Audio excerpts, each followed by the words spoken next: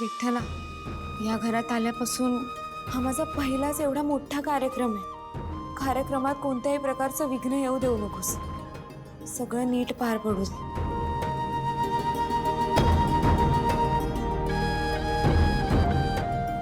सावली, सावली अगं आज व्हॅलेंटाईन्स डे आहे, म्हणजे प्रेमाचा दिवस. तिने एका सोहम आणि बबलूने सांगितलं होतं तुला. आपल्या प्रिय व्यक्तीवर आपलं किती प्रेम आहे ते दाखवून देण्याचा दिवस. मग आजच्या दिवसाची संधी साध आणि तुझ्या मनात जे काय आहे ना ते सरळ सारंगला सांगून टाक. कसं सांगू, म्हणजे विचारायचं कसं तेच माहित नाही मला. आम्ही आहोत ना वहिनी. आबाला किती काळ भरू द्यायचं वहिनी, आबाला किती काळ भरू द्यायचं. त्याने कोरडे व्हावे, त्याने कोरडे व्हावे, जमिनीची तृष्णा भागेल. वा वा वा वा वा, छान. आम्हाला काहीही कळलं नाही. सावली, तू नको यांच्याकडे लक्ष देऊ. फक्त काहीही करून सारंगला तुला विचारायचंच आहे आज, एवढं फक्त लक्षात ठेव. हा, बरं, कार्यक्रमावरून आल्यावर मी विचारते, प्रयत्न करते.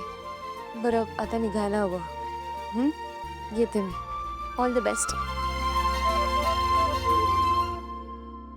बबलू, सोहम, काय चाललंय तुमच्या डोक्यात? वहिनी आज प्रेमाचा दिवस आहे म्हणजे व्हॅलेंटाईन डे. आणि आजच्या दिवशी प्रेमाचा कॉन्सर्ट. त्या कॉन्सर्टमध्ये प्रेमाची गाणी, प्रेमाचे लाईट्स असतील, प्रेमाचे वारे असतील, प्रेमाचं वातावरण असेल. आणि त्या वातावरणात सावली वहिनीच्या मनात जर प्रेमाचं संगीत सुरू झालं तर सारंगदादा आणि सावली वहिनी यांच्या मनाच्या तारा जुळणार म्हणजे जुळणारच. हा,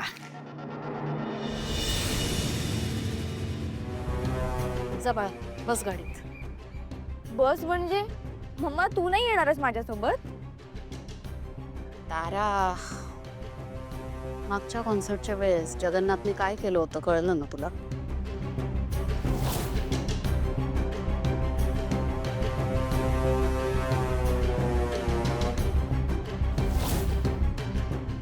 जगन्नाथने ऑलमोस्ट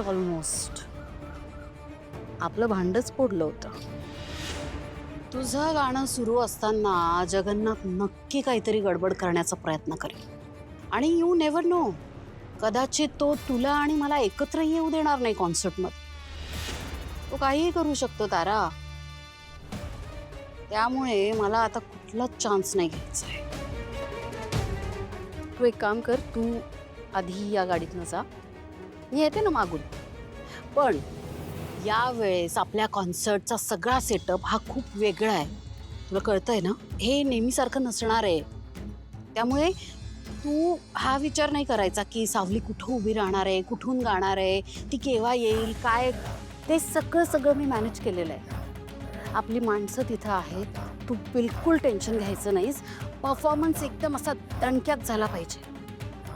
होईल ना तारा? हा कॉन्सर्ट तुझ्यासाठी सगळ्यात महत्त्वाचा आहे बेटा. तुझ्या करिअरचा नवा माइलस्टोन आहे हा कॉन्सर्ट. त्यामुळे परफॉर्मन्सवर कॉन्सन्ट्रेट कर, ठीक आहे?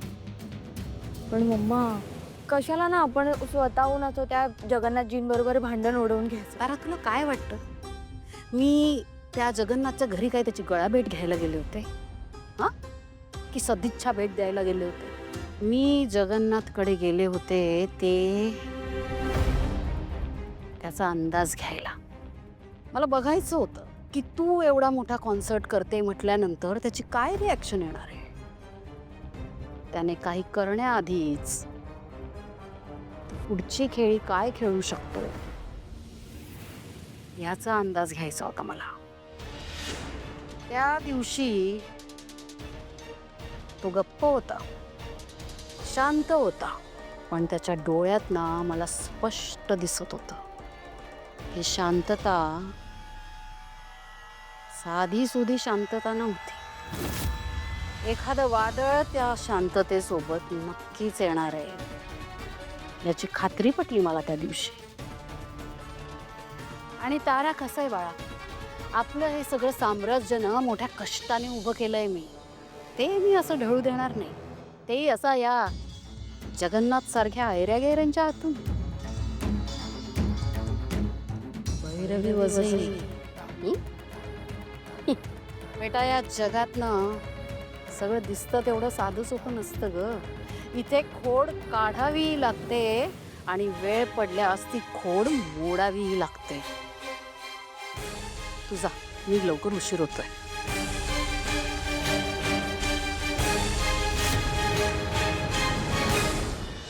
कठीण काम सोपं करतो हा जगन्नाथ. कॉन्सर्ट मोठा आहे तेव्हा भैरवी हवाबाजी करणार एवढं तर नक्की. म्हणजे काय आहे, मुलीबरोबर आपल्यालाही महत्व मिळावं यासाठी ती आटापिटा करणार. पण भैरवी नाही म्हणून तारा गायलीच नाही तर. कसं आहे ना, ही तारा त्या भैरवीच्या पदराखाली लहानाची मोठी झाली. तिला स्वतःची अक्कल नाही, स्वतःची बुद्धी नाही, काहीच नाही. कुठलं काम कसं करायचं हे ती तिच्या बुद्धीने विचारच करू शकत नाही. जे काही आहे ते सगळं म्हणजे भैरवी वज आहे. म्हणजे आपली आई म्हणजे पूर्व दिशा. तिचा हा समजच एक दिवस तिला तिच्या आयुष्यातनं उठवेल हा माझा शब्द आहे. तारा आईला खुश करण्यासाठी कॉन्सर्ट मध्ये गाणार. त्याच वेळेस सारंग आपल्या सावलीला गात असताना बघणार. त्या क्षणी त्याला जाणीव होईल की माझी लेक सर्व गुण संपन्न आहे. आणि मग तो दिवस लांब नाही जेव्हा अख्ख्या जगाला माझ्या लेकीच्या आवाजाची ओळख होईल. तिच्या आवाजाचं पूर्ण श्रेय तिला मिळेल.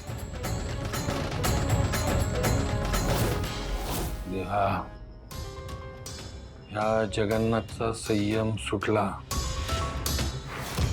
त्याने चुका केल्या पण त्या केवळ लेकीचे प्रेमापोटे. पण यापुढे संयम सुटू देऊ नका. माझ्या हातून काही चुका होऊ देऊ नका. या जगन्नाथवर बारीक लक्ष ठेवा.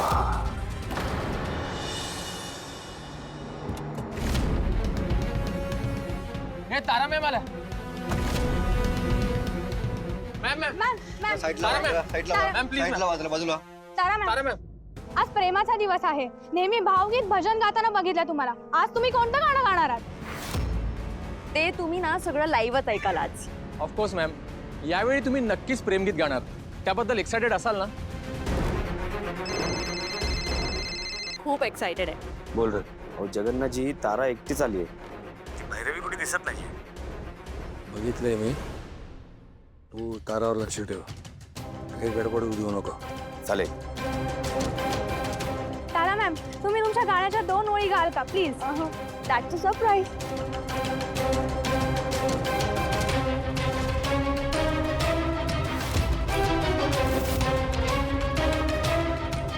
मॅम प्लीज मॅम, फक्त 2 ओळी.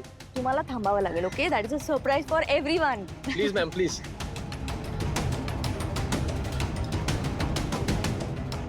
लेकीला एकटीलाच पाठवलंस? बर. पण काळजी करू नको, याचंही नियोजन मी करून ठेवलेलं आहे. तुम्हा माय लेकींवर बारीक लक्ष आहे माझं.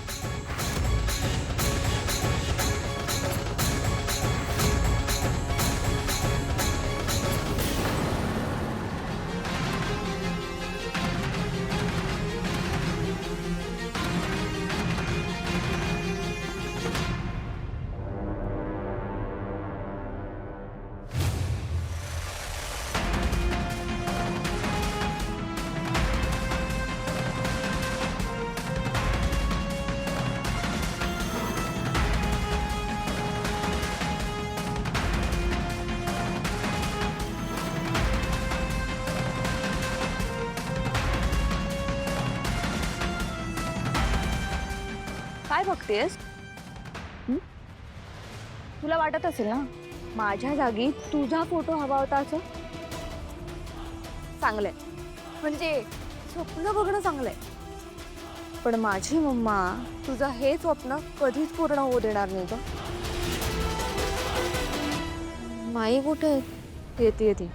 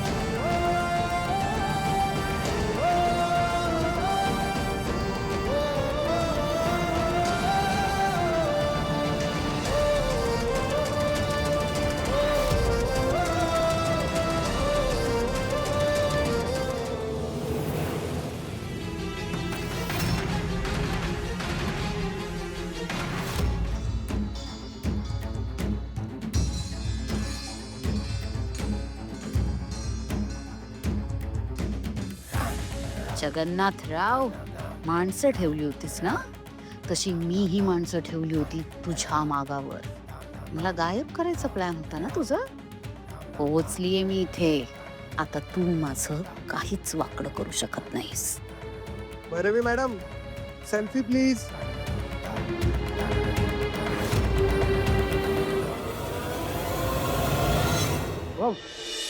तू ताराला डायरेक्ट कॉन्सर्ट मध्ये प्रपोज का नाही करतेस? माझ्या पण डोक्यात आलं होतं, पण तिकडे तिची आई असणार आहे आणि तुला माहिती आहे ना, तिची आई ताराच्या गाण्याला घेऊन किती सेन्सिटिव्ह आहे. जर मी कॉन्सर्ट मध्ये तिला प्रपोज केलं तर प्रॉब्लेम होऊ शकतो, जो मला नको आहे. काय नाही होत तुझ्याकडनं. गेले होप्स गेले हे बोलायचं नाही बबलू. अरे मग मला तरी सांग, की प्रपोज कसा करणार आहेस तो? माझ्याकडे प्लॅन आहे.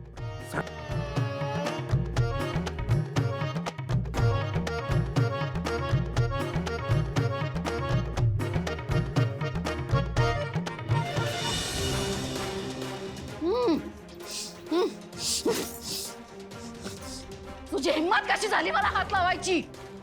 बाजूला हो.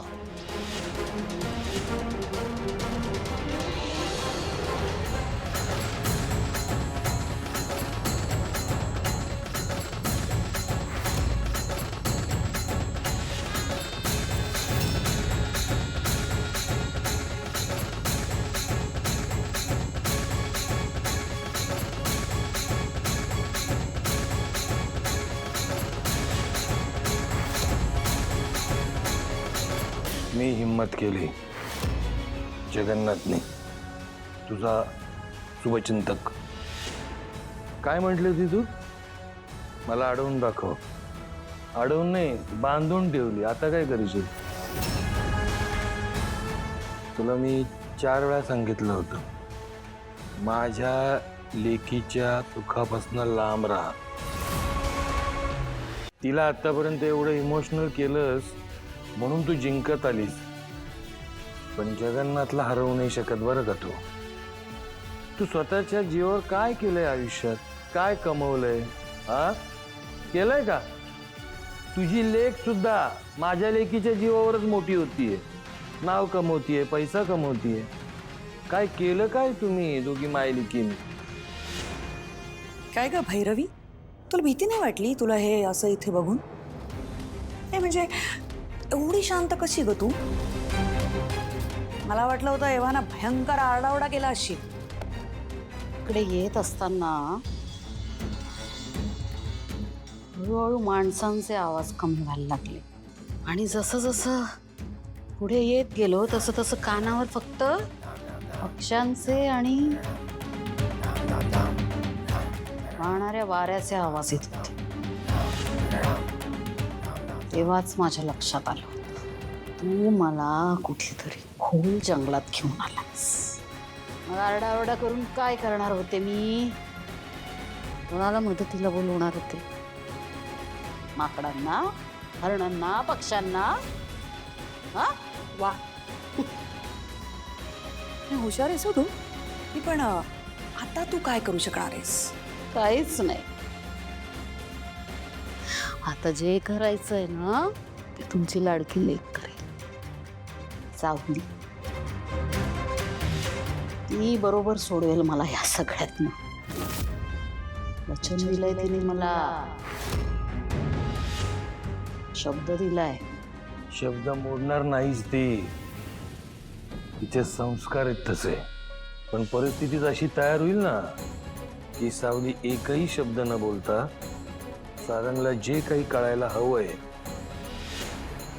ते त्याला कळणार, हे मात्र नक्की.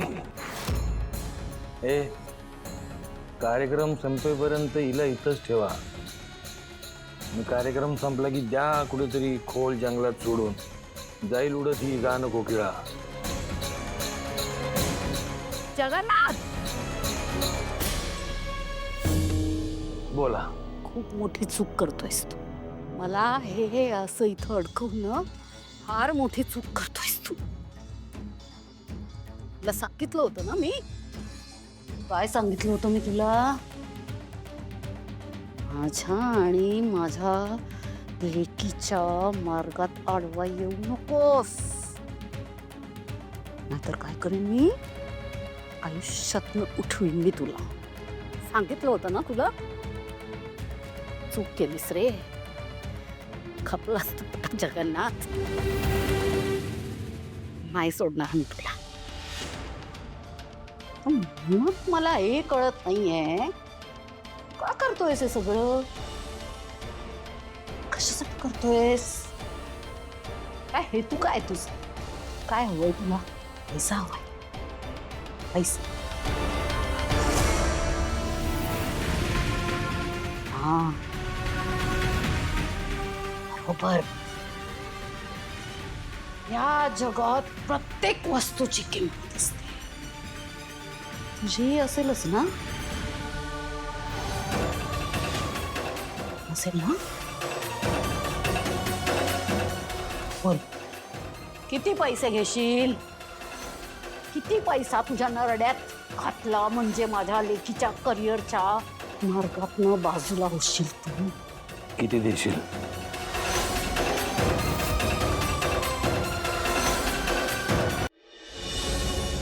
तू म्हणशील तितके.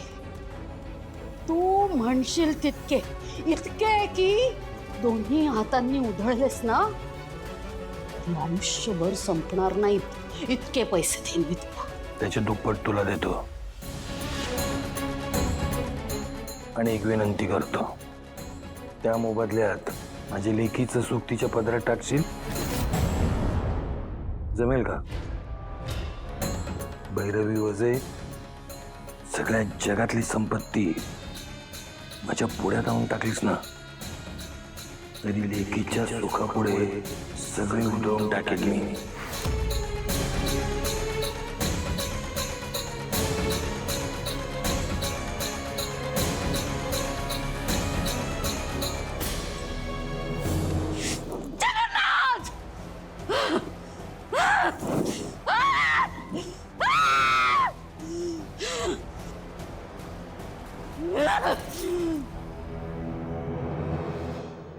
भाऊजी इथे काय करताय? प्रपोज करायला आलो आहे. काय?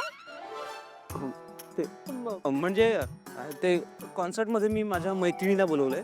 मी तिला प्रपोज करणार आहे.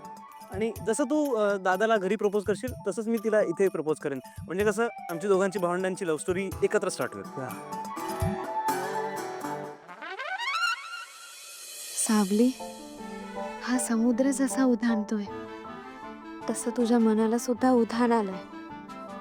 हा मनातला गोंधळ व्यक्त केल्याशिवाय शांत होणार नाही. फक्त तुला तुझ्या भावना त्यांच्यापर्यंत पोहोचवायला हव्या, व्यक्त व्हायला हवं.